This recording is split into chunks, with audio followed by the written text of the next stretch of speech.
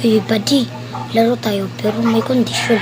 Huwag kang maingay kasi sisira at bubukas yan. Tsaka, pshh, bubukas yan tsaka sisira. Pshh, ganun. Ay, naniniwala ka pala ng multo, Besh. Ay, alam mo, Besh, hindi talaga ako matatakot ng multo. Tara, dun tayo sa haunted house. Eh, haunted house yan dyan. Hindi mo tatakotin. Ang alam ko lang doon Aling Tess. Matatakotin ka talaga ng multo, Besh. Ha?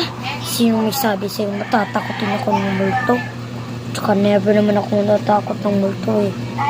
Tsaka nung pumasok kami sa haunted house, hindi naman talaga ako natakot. Tsaka lang, gumanon lang ako sa mata kasi napuwing ako. Ah, talaga ba, Beshi? Pero nalaman ko naman talaga nila Aling Tess na ang tatakot-takotin mo raw ng multo.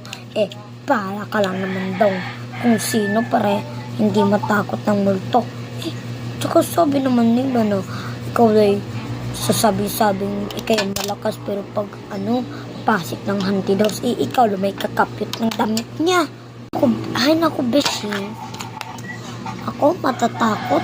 Pagpasok namin sa haunted house, sila lang ang kumapit sa akin. Beshi. Talaga, baka joke-joke lang yung sayo. Ha? Hindi naman talaga ako maniniwala sa'yo kasi maniniwala naman talaga ako sa mga malalaki. Tsaka may proof sila nung kumapit ka. Sabi mo, uwi na tayo. Sabi mo pag hindi talaga ako maniniwala sa'yo. Mag-ingay tayo!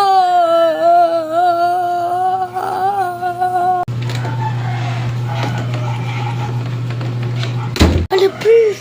Pagkaya na yun. Huwag ka nang mag-ingay. Ay, hindi. Hangin lang yan.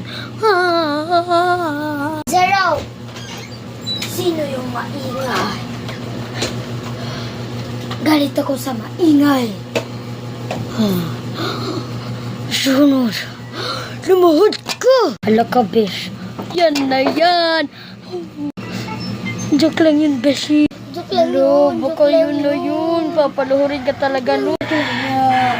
Joke lang yun. Joke lang yun. Kasi joke lang yun. Hindi talaga maniniwala na ako ng multo. Rest in peace, buddy. Happy ha? Tsaka cards. Bingo. Bye.